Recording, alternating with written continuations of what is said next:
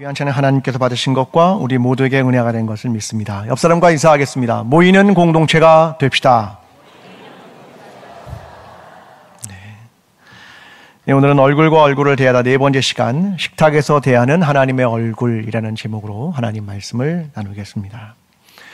여러분 혹시 산울림의 가수 김창완 씨를 알고 계십니까? 네, 알고 계시죠? 네, 그분이 얼마 전에 에세이를 하나 썼는데요. 참 좋은 에세이인 것 같습니다. 제목이 뭐냐면 찌그러져도 동그라미입니다. 네, 이런 에세이입니다. 네, 내용이 되게 따뜻합니다. 네, 그래서 제가 저 책을 읽으면서 하나 나누면 좋겠다. 네, 이런 글이 하나 있어서 오늘 여러분과 좀 나누려고 합니다. 내용은 이렇습니다. 저는 거의 매일 동그라미를 그립니다. 라디오 오프닝 멘트를 읽고 나면 원고 뒷면에 그리지요. 제법 그럴듯한 원이 될 때도 있지만 대부분은 찌그러진 동그라미입니다. 그럼 종이도 아깝고 하니 몇 번 더 그리고 다른 이면지에도 또 그려요. 정말 수도 없이 그리는데 단 한 번도 흡족한 동그라미가 그려진 적이 없습니다. 가끔 스태프나 기술팀 막내한테 보여줘요. 그럼 다들 와, 진짜 동그래요. 그러면서 환호해 줍니다. 그게 격려라는 걸 잘 알지요. 그래서 더 완벽한 동그라미를 도전하는 계기로 삼습니다.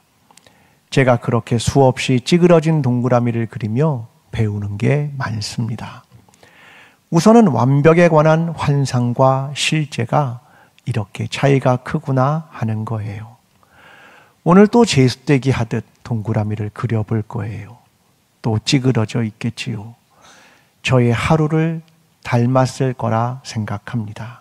실망할 것도 없지요. 글이 어떻습니까? 되게 따뜻하지요? 네, 되게 좋습니다. 네.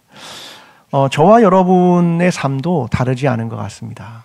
오늘 하루를 동그라미를 그리는 것처럼 완벽하고 동그란 걸 그려보고 싶은데 그게 생각같이 잘 안 됩니다. 근데 김창완 씨가 그런 얘기를 하더라고요.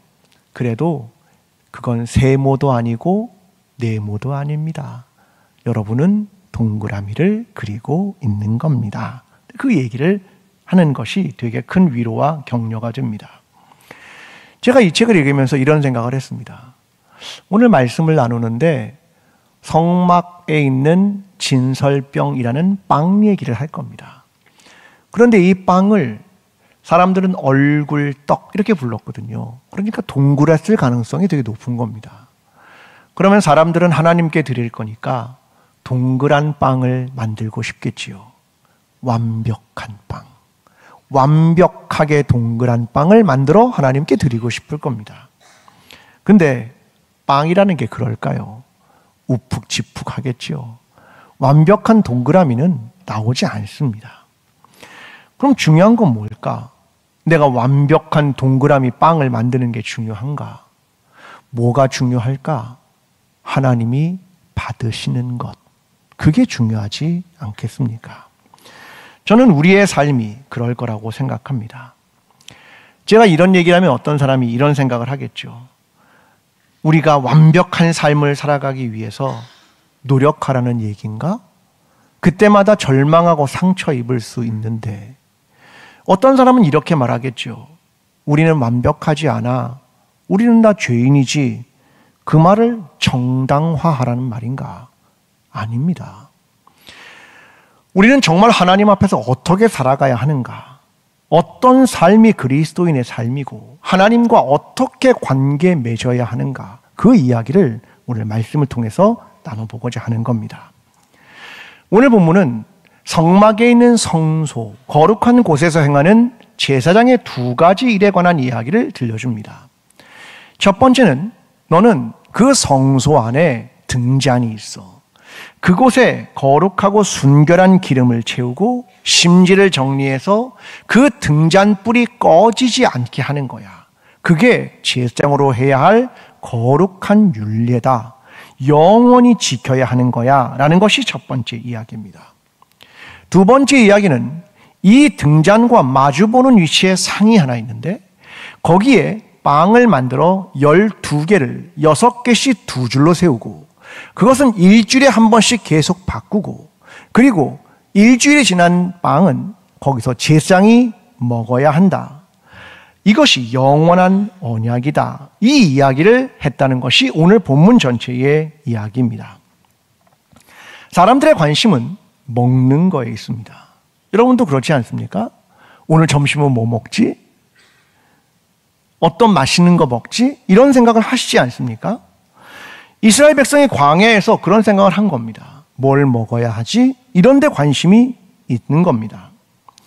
사람들의 관심이 점점 그렇게 있다 보면 어디를 향하게 되냐면 무엇이든 돈으로 환산하려는 사람들의 생각이 자리 잡게 됩니다. 그래서 점점 나아가면 누가 죽으면 그 사람의 생명을 돈으로 환산하려 하고 그래서 피해 보상금이 얼마인지 보험금이 얼마인지 이런 환산을 하려고 합니다. 사람의 생명조차 숫자와 돈으로 환산하는 시대, 가치가 점점 숫자화되고 생명의 가치가 저급해져 가는 것, 그것이 오늘 우리를 슬프게 하는 일들입니다. 유대인들이 가졌던 본래적 관심이 있습니다. 그 신앙적 관심은 뭐였냐면 어디서 이 피조물들이 오게 되었는가가 아니었습니다. 이 피조물은 어떻게 만들어졌지?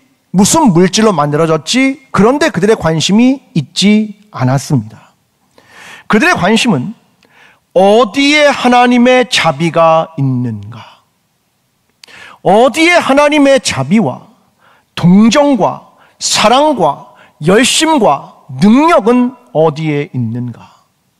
그 하나님의 동정과 자비는 누구를 향하는가? 이것이 유대인들의 관심이었습니다. 그런데 오늘날을 살아가는 이스라엘조차도 너무나 많이 변질됐지요. 이스라엘은 전쟁을 통해서 계속 권력을 유지하려 합니다. 심지어는 보복이라는 이름으로 팔레스타인의 사람들이 피난 간 라파라는 도시를 공격하기도 합니다. 이 모든 상황 속에서 생명은 물질로 전락하고 하나님의 사랑과 자비를 도무지 찾아볼 길이 없는 시대를 살아가고 있습니다. 오늘 우리는 어떠합니까? 우리의 관심은 무엇입니까? 숫자입니까? 돈입니까? 도대체 하나님을 믿는 신앙이란 무엇일까? 그것을 함께 나누어 보고 싶은 겁니다. 자, 이제 이 생각을 가지고 본문으로 들어옵니다. 자, 오늘 본문인 레위기는 하나님을 만나는 것, 하나님의 얼굴을 보는 것, 그것이 무엇인가에 대한 것들을 설명합니다. 그 방법이 무엇이냐? 제사, 성막, 절기, 이런 것들을 통해서 보여줍니다. 오늘 본문인 레위기 24장은 성막이라는 것들을 통해서 그 내부의 이야기를 통하여 하나님께서 원하시는 하나님을 보는 방법이 무엇인가에 대한 이야기를 들려줍니다. 자, 지난주에 우리가 함께 나눴던 건 뭐냐면 하나님을 만나려면 어디로 가야 됩니까? 여러분, 지난주에 우리는 어느 장소에 대한 이야기를 했습니까? 지난주입니다. 장소가 어디였습니까? 시내산. 시내산에서 하나님을 봤다, 그 얘기를 한 거잖아요. 근데 74명이 그 이야기를 한 겁니다. 그러면 소수의 사람들만 하나님 볼 수 있냐? 아닙니다. 하나님은 성막이라는 걸 주십니다. 성막의 의미는 뭐냐면 하나님의 내려오심입니다.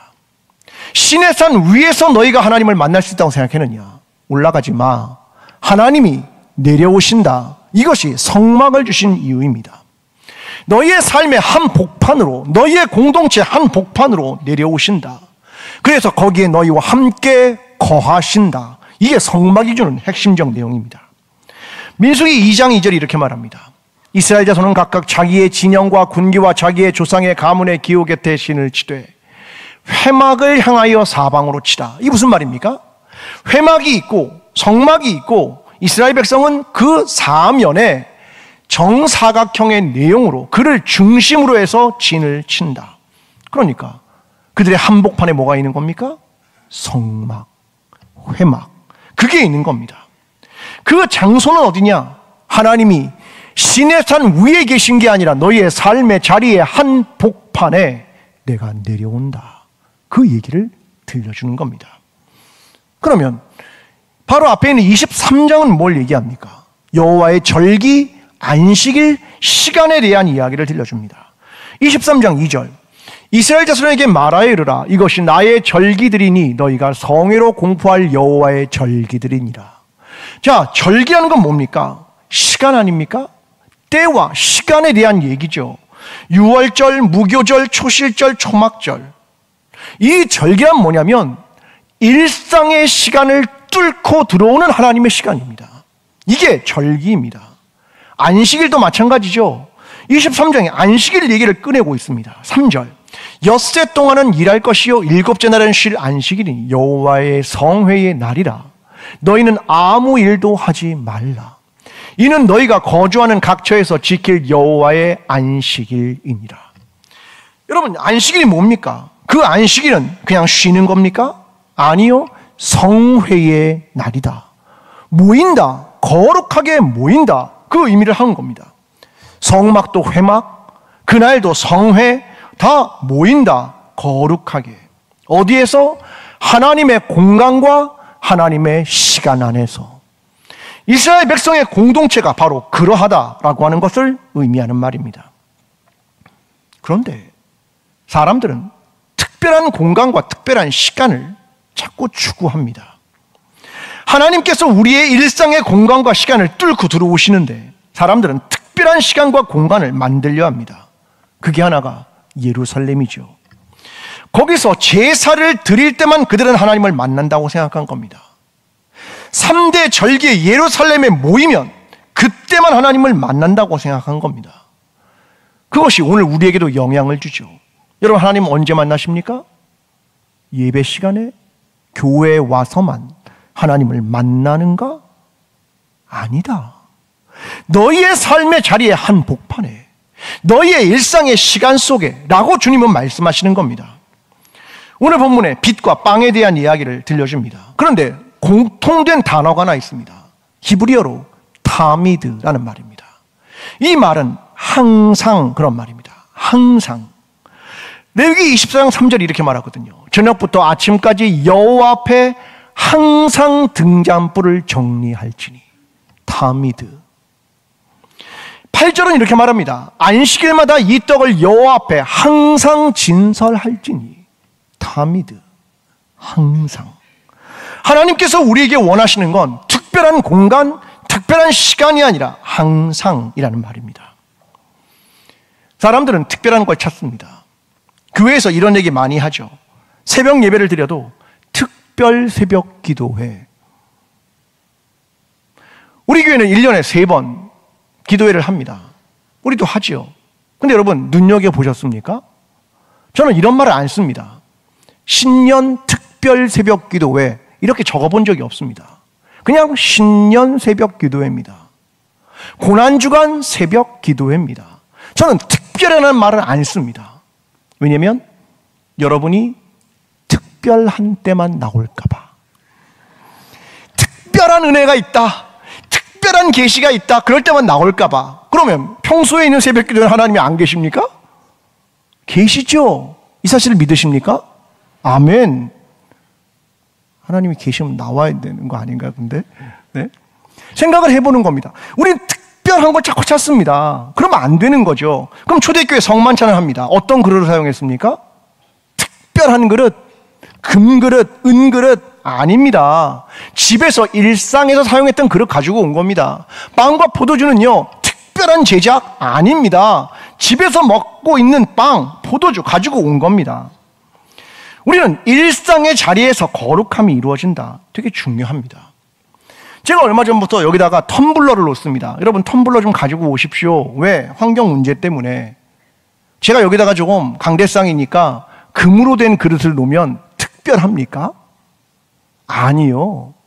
여러분, 그게 특별한 게 아닙니다. 특별하기 때문에 하나님이 함께하는 것이 아니라 하나님이 함께하기 때문에 특별한 겁니다. 하나님의 영광이 떠나가면 아무것도 아닌 겁니다. 디모데후서 2장 20절과 21절이 이렇게 말합니다. 큰 집에는 금그릇과 은그릇뿐만 아니라 나무그릇과 질그릇도 있어 귀하게 쓰는 것도 있고 천하게 쓰는 것도 있나니 그러므로 누구든지 이런 것에서 자기를 깨끗하게 하면 귀히 쓰는 그릇이 되어 거룩하고 주인의 쓰심에 합당하며 모든 선한 일에 준비함이 되리라. 여러분, 성경이 말하는 건 금이나 은이 아니다. 너 특별한 사람이기 때문에 하나님이 함께하는 게 아니라 너 자신을 깨끗하게만 하면 주님의 쓰심에 합당하고 선한 일을 위해 준비하는 것이 될 거야 라고 우리에게 이야기하는 겁니다. 하나님이 친히 오셔서 우리의 삶의 자리에 한복판, 저와 여러분의 일상의 자리에 거하시는 겁니다. 여러분, 특별한 사람이 되려고 하지 마십시오. 내가 특별한 사람이라고 생각하지도 마십시오. 오히려 하나님께서 우리와 함께 하시는 그 임마누엘의 하나님을 발견하는 겁니다. 오늘 저와 여러분의 삶이 그 일상이 거룩한 교회, 선한 일의 준비가 되는 교회, 그러한 그리스도인으로 살아가는 저와 여러분의 신앙이 되기를 간절히 기도합니다. 옆 사람과 이렇게 인사하겠습니다. 일상이 거룩한 교회가 됩시다.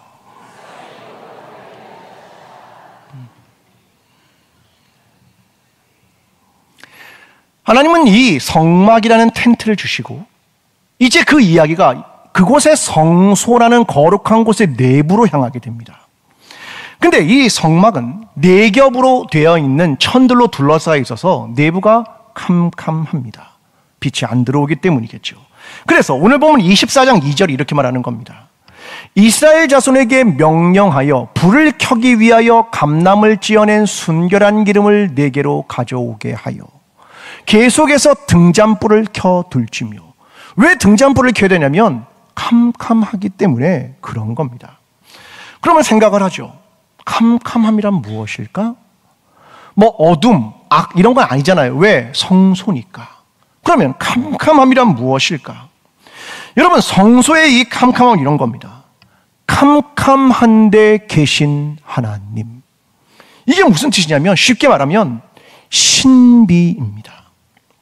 솔로몬이 여호와의 성전을 딱 지었습니다. 그리고 백성에게 나와서 첫 번째 이야기할 때 첫 번째 문장이 이렇게 시작합니다. 열왕기상 8장 12절. 그때 솔로몬이 이르되 여호와께서 캄캄한 데 계시겠다 말씀하셨사오나. 무슨 말입니까? 하나님은 캄캄한 데 계신 하나님, 하나님의 신비입니다. 시내 산에 올라갈 때 빽빽한 구름이 둘렀다. 안 보인다. 무엇이냐면 하나님의 신비입니다. 그래서 이 캄캄함 속에서 등잔에 빛이 필요한 거죠. 항상 이걸 켜놔야 되는 겁니다. 그래야 그 신비한 하나님을 발견해 가기 때문에 빛이 필요한 겁니다. 그런데 오늘 본문에는요, 되게 독특합니다. 오늘 이 본문 다음에 하나의 이야기가 등장을 합니다. 그 신비하고 장엄하고 우리가 감히 말할 수 없는 그 하나님이 계신데 하나의 이야기가 이어집니다. 어떤 이야기냐면 어떤 사람이 하나님의 이름을 모독하여 죽은 이야기가 등장합니다. 자, 레위기 24장 11절입니다. 그 이스라엘 여인의 아들이 여호와의 이름을 모독하여 저주함으로 무리가 끌고 모세에게로 가니라. 그의 어머니의 이름은 슬로미시요 단지파 다부리의 딸이더라. 자, 이 사람의 아버지는 애굽 사람이고 어머니는 이스라엘 사람입니다. 근데 어머니의 이름을 기록합니다. 슬로밋. 이 슬로밋이라는 뜻은 평화의 여인, 그런 말입니다. 이 평화의 여인인데 아들이 싸운 거죠. 그래서 문제가 되고 다투게 된 겁니다. 근데 이 아들이 그때 어떤 행동을 한 거냐면 이렇게 기록합니다. 여호와의 이름을 모독했다. 여호와의 이름을 모독했다. 이게 무슨 말입니까? 여기서 모독하다라는 이 히브리어는 표시하다, 그런 말입니다. 그러니까 여호와의 이름을 표시했다. 표현 불가능한 이름을 그가 발음하고 드러냈다, 그런 말을 하는 겁니다. 여러분, 출애굽기 3장 15절이 이렇게 말하거든요. 이는 나의 영원한 이름이요 대대로 기억할 나의 칭혼이라. 여기서 영원한 이름이라는 말은 뭐냐면 레올람이라는 말입니다. 근데 이것을 어떻게 읽도록 표시하냐면 레알람, 이렇게 읽으라고 표시합니다. 알람이란 뭐냐면 레알람은 감추다 그런 말입니다. 하나님의 이름은 신비하고 그의 이름은 감히 표현될 수 없는 이름이다 그 말입니다. 근데 이 사람이 말을 한 겁니다. 하나님의 이름을. 하나님의 이 표현 불가능한 이름은 속죄일에 단 한 번 하나님의 이름이 불러집니다. 성스럽고 정결한 발음으로 대제사장이 말합니다. 그 하루에. 그때 가까이 있는 자들은 모두 바닥에 엎드리고 멀리 있는 자들은 그 이름에 축복이 있기를 영원히 라고 말합니다. 대속죄일에 단 10번 여호와의 이름이 불려집니다. 그들이 여호와의 이름을 이후에 잊어먹은 것은 속죄일에 단 한 번 여호와 이의 이름은 그날밖에 불러지지 않았기 때문에 그렇습니다. 여호와의 이름. 근데 그 이름을, 그 거룩하고 신비스러운 하나님의 이름을 그가 감히 말한 겁니다. 여러분 십계명도 보면 이렇지 않습니까? 여호와를 숭배하라, 그를 경배하라, 그런 표현을 하지 않습니다. 3계명이 이렇게 말하죠. 나는 내 하나님 여호와의 이름을 망령되게 부르지 말라. 여호와는 그의 이름을 망령되게 부르는 자를 죄 없다 하지 아니하리라. 그가 여호와의 이름을 모독했다, 표시했다. 그래서 회중이 돌로 쳐 죽인 겁니다. 여러분, 우리는 하나님의 이름과 그가 어떠한 분임을 자꾸 잊어먹습니다. 하나님이 가까이 우리에게 다가오시고 보좌를 버리고 가까이 오시니까 하나님을 너무 쉽게 생각하는 것 아닙니까? 하나님에 대한 감각, 하나님의 장엄함, 그의 신비, 그의 경외함, 이걸 자꾸 잃어버리는 겁니다. 종교적 덕행의 기본을 이이라라고 부릅니다. 이이라에는 두 가지가 있습니다. 종교적 덕행, 거기에 두 가지가 있습니다. 하나는 두려움이고 하나는 경외입니다. 두려움이란 하나님이 무서운 거죠. 심판 내리실까봐, 빼앗아 가실까봐 두려운 겁니다. 근데 이 두려움은 저급한 겁니다. 하나님을 두렵기 때문에 믿는다, 이건 아직 성장하지 못한 거죠. 더 중요한 하나님과의 관계를 맺는 방법은 뭐냐면 경외입니다. 그 하나님의 영원함, 그의 사랑, 그의 장엄함, 그것에 놀라고 나는 그 앞에서 겸비한다. 이게 경외입니다. 우리가 하나님과 관계를 맺는 방법은 뭐냐면 두려움이 아닙니다. 경외입니다. 근데 이 경외는 말로 되는 게 아닙니다. 내가 하나님을 경외합니다, 말이 되는 게 아니라 뭘로 경험되는 거냐면 태도로 경험이 되는 겁니다. 어떤 태도가 내가 하나님을 경외한다는 태도인 줄 아십니까? 내가 만나는 창조물, 지체, 이웃, 그 안에서, 작은 사건 안에서 하나님의 존엄을 발견하고 하나님 앞에 값진 존재임을 발견하게 되는 것.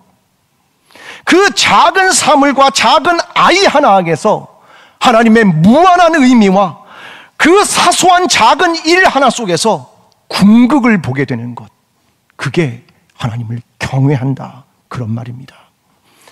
만약 저와 여러분이 하나님을 경외한다고 말하면서 작은 아이 하나를 대할 때 그 안에 있는 하나님의 무한한 의미와 하나님의 궁극을 보지 못하면, 그를 그러한 태도로 대하지 않는다면 당신은 하나님을 경외하는 게 아닙니다.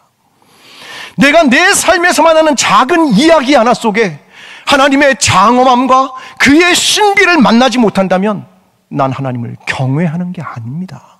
그걸 설명하는 겁니다.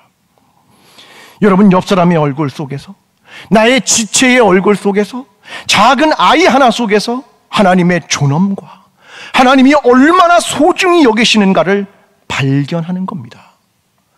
왜 소그룹과 마을로 모이느냐? 내 옆에 지체 한 사람 안에 있는 하나님의 존엄하심과 그의 위대하심을 그 사람 속에 발견해내는 일이고, 그가 나누는 작은 이야기 하나 속에서 우리 하나님의 살아계심과 주의 역사하심을 만나기 위한 겁니다. 다음 주에 우리는 온 가족 예배를 드릴 겁니다. 아이들이 함께 하겠죠? 시끄럽습니까? 여러분, 우리가 그 작은 아이 하나 속에 임재하시고 그의 생명을 존귀하게 여기시고 그의 삶을 인도하시는 그 하나님을 아이 속에서 발견하지 못한다면, 우리의 태도가 그렇지 않다면 우리는 하나님을 경외하고 있는 게 아닙니다. 오늘 저와 여러분의 삶이 하나님과의 만남과 관계를 맺는 것이 하나님을 경외하며, 내가 만나는 작은 아이와 작은 사건 속에서 하나님의 위대하심과 그의 영원하심과 그의 존엄하심과 예수 그리스도께서 핏값으로 사셨던 그 값진 존재임을 발견해가며 그러한 태도로 세상을 살아가는 그리스도인과 광주 제일교회가 되기를 간절히 기도합니다.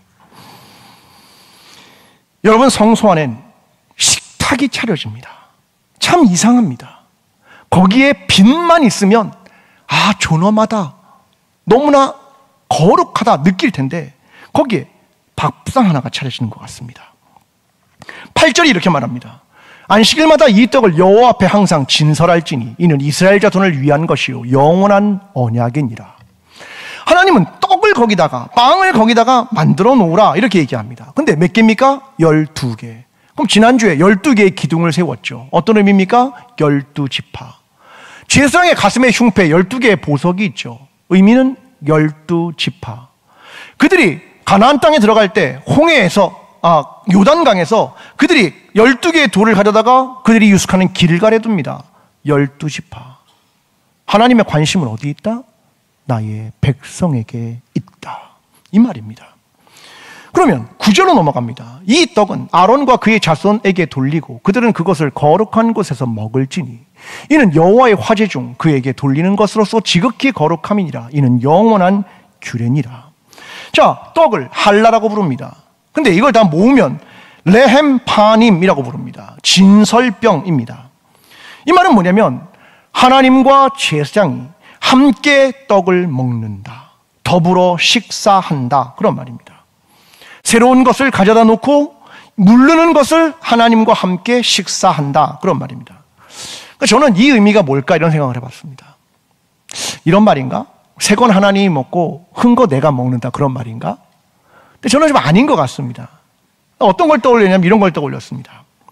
예전에 전자레인지 같은 게 없을 때 어머니가 아버지가 늦게 오시면 따뜻한 밥을 푸잖아요. 그럼 이걸 나중에 데울 수 없으면 어떻게 하셨습니까? 아랫목에 두고 이불에 묻어놓습니다. 저는 그걸 떠올렸습니다. 그럼 제가 어릴 때 어떻게 하냐면 겨울에 추우니까 어디에 자꾸 갑니까? 그 밥그릇에 자꾸 손이 갑니다. 이렇게 따뜻하니까. 저는 하나님의 빛을 비추시고 조명하시고 그 거룩한 성소에 일주일 동안 있었던 그것을 먹게 하신다는 생각을 해봤습니다. 그건 참 너무나 하나님의 조명을 받게 되고 그 안에서 하나님과 함께 식탁을 대하는 건 너무나 행복하고 거룩한 일일 겁니다. 그런데 이상한 일이 하나 벌어집니다.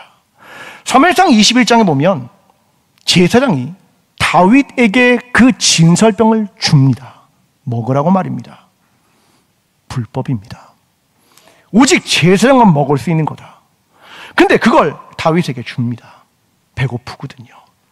예수님이 이 일을 언급합니다. 마태복음 12장 4절. 그가 하나님의 전에 들어가서 제사장 외에는 자기나 그와 함께한 자들이 먹어서는 안 되는 진설병을 먹지 아니하였느냐.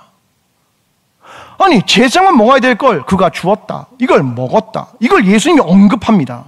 주님의 관심이 뭡니까? 제사장이 떡을 먹어야 한다는 율법의 조항보다 더 중요한 게 뭐다? 생명이다. 인간의 생명이다. 그 얘기를 합니다.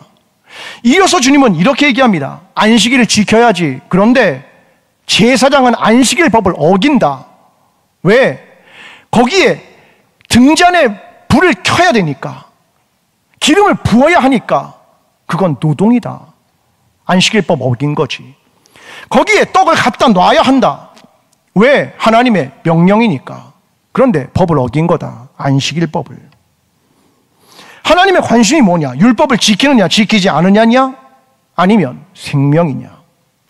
주님은 마태복음 12장 7절에 이렇게 말합니다. 나는 자비를 원하고 제사를 원치 아니하노라 하신 뜻을 너희가 알았더라면 무죄한 자를 정죄하지 아니하였으리라. 내가 너희에게 원하는 건 자비다, 사랑이야. 하나님의 뜻은 이것이다. 이것을 명확하게 하는 겁니다. 성막, 규례, 안식일, 절기, 그걸 지키는 것이냐? 사랑과 자비냐? 그걸 우리에게 설명하고 있는 겁니다. 성전에서 성전법, 제사와 같은 법, 이것이 다 이루어지는 것 같은데 아니다. 우리 지난주에 시내산에서 하나님의 법, 하나님의 법을 하나님이 시내산에 모세에게 준 적이 있었죠. 그 법의 내용은 무엇입니까? 이런 거죠. 내 부모를 공경하라. 내 이웃의 걸 탐하지 마라. 마치 이런 느낌이 듭니다. 캄캄한 성소에서 내가 신비 안에 들어와 있는데 하나님이 거기다가 밥상을 차려놓습니다. 진설병을 먹어라. 이게 딱 느낌이 안 오는 겁니다. 근데 더 중요한 건 뭐냐라는 거죠. 생각을 하는 겁니다. 캄캄함 속에 빛을 가두어라. 캄캄함 속에 너 혼자서 진설병을 탐하면 먹지 말아라. 하나님이 원하시는 건 성소 안에서 내가 나 혼자 그 빛의 조명을 받고 나 혼자 혼밥하는 것처럼 진설병을 먹는 것이냐? 아니다. 빛을 세상으로 가지고 가는 거지. 내가 너희에게 말한 것처럼 너희는 세상의 빛이야. 그 성소를 뚫고 나와야 되는 거다. 음식을 사람들에게 나누어야 되는 거다. 너희만 먹는 거라 해서 너희끼리 먹는 거냐? 아니. 어려운 이웃에게, 그게 필요한 사람에게 나누어 주는 것 아니냐? 이 얘기를 우리에게 들려주는 겁니다. 욥이 하나님 앞에서 이렇게 이야기한 적이 있습니다. 욥기 28장. 하나님이 그 길을 아시며 있는 곳을 아시나니 이는 그가 땅끝에서 감찰하시며 온 천하를 살피시며 바람의 무게를 정하시며 물의 분량을 정하시며 비 내리는 법칙을 정하시고 비구름의 길과 우레의 법칙을 만드셨습니다. 그때 그가 보시고 선포하시며 굳게 세우시며 탐구하셨고 또 사람에게 말씀하셨도다. 보라, 주를 경외함이 지혜요 악을 떠남이 명철이니라. 앞에 수많은 이야기는 하나님의 위대하심, 그의 경이로우심에 대한 이야기를 하십니다. 그러면 하나님의 전능성을, 그의 능력과 그의 힘, 그가 홀로 즐기시고 그가 전행하시는 겁니까? 아닙니다. 자연도 그 뜻에 복종한다. 그리고 사람에게 마지막 말씀을 이렇게 하시는 겁니다. 또 사람에게 말씀하셨도다. 보라, 주를 경외함이 지혜요 악을 떠남이 명철이니라. 이게 무슨 말을 하는 겁니까? 주를 경외하며 악에서 떠나라. 주를 경외하고 악에서 떠나라. 악을 떠나는 건 이런 겁니다. 넌 하나님의 백성답게 책임감을 가지고 살아라. 선한 세상을 만들어라. 하나님의 이 구원의 일에 하나님의 파트너가 되라. 그걸 말하는 거 아니겠습니까? 이것이 거룩한 성소에서 빛을 받고 진설병을 식탁에서 먹인 그 이유, 바로 그것은 너희가 이 땅에서 그렇게 살아가야 한다. 그걸 말씀하시는 것이 아니었겠습니까? 아브람, 요수아, 헷셀이라는 사람은 이런 이야기를 하고 있습니다. 삶은 개인의 사사로운 일이 아니다. 삶이란 하나님이 하나님의 시간을 가지고 이루는 일이요 하나님의 세계를 가지고 해내는 일이다. 저와 여러분의 삶은 사사롭지 않습니다. 우리의 삶이란 사람이 하나님의 시간을 가지고 이루는 일이고 하나님께서 우리에게 허락한 하나님의 세계를 가지고 해내는 일이다. 매일 내가 만나는 사람들과 얼주를 대하는 그 식탁과 같은 일상에서 너는 빛을, 조명을 경험했느냐? 너는 음식을 먹었느냐? 그렇다면 너는 그 하나님의 시간 동안 너의 이웃에게, 세상에게 빛이 되어주고 그들에게 음식이 되어주는 거다. 그걸 우리에게 설명하고 있는 것입니다. 만약 저와 여러분이 성소 안에 들어간 제사장으로 가정해 보겠습니다. 나는 등잔에 기름을 붓고 심지를 다듬고 불을 유지하고 진설병을 새로운 걸로 바꿉니다. 그러면 이런 마음이 떠오르겠지요. 난 특별한 존재야. 난 선택받은 존재지. 이 영광스러운 일을 나만 하고 있어. 이런 생각을 하겠습니까? 성소에 들어가는 이유는 나를 위한 게 아닙니다. 너를 위한 거죠. 이 떡의 다른 이름은 알현떡입니다. 하나님을 아련했느냐? 하나님을 보았느냐? 그 뜻입니다. 사실 우리의 삶은 찌그러진 동그라미처럼 완벽하지 않습니다. 완벽하게 하나님의 법을 지키지도 못하겠지요. 근데 중요한 건 넌 그 삶 속에 하나님과 동행하느냐? 너는 하나님을 경외하는 태도를 가지고 있느냐? 넌 그것을 이웃과 나누느냐? 그걸 우리에게 물으십니다.